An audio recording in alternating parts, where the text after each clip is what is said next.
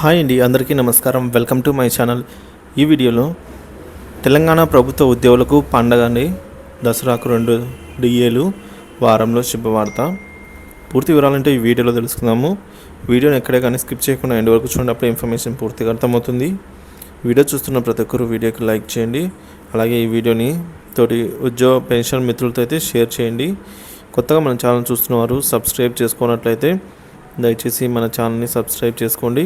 దీని ద్వారా నేను చేసే లేటెస్ట్ వీడియోస్ అన్నీ మీ వరకు రీచ్ అవుతాయి. ఆలస్యం చేయకుండా వీడియోలోకి అయితే వెళ్ళిపోదాము. ఫ్రెండ్స్, ఇక విషయానికి వచ్చినట్లయితే దసరా నాటికి ప్రభుత్వ ఉద్యోగులకు తీపి కబురు.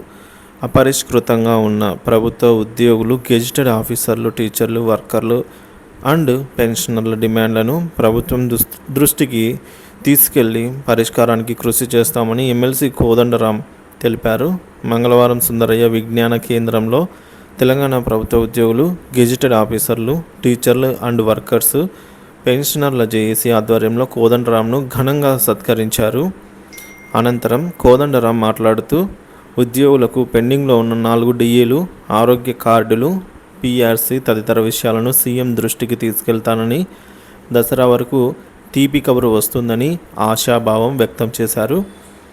జీవో నెంబర్ 317ను బాధితులకు న్యాయం చేయాలని, కాంట్రాక్టు అవుట్సోర్సింగ్ సిబ్బందికి కనీస వేతనాలు అమలు చేయాలన్నారు.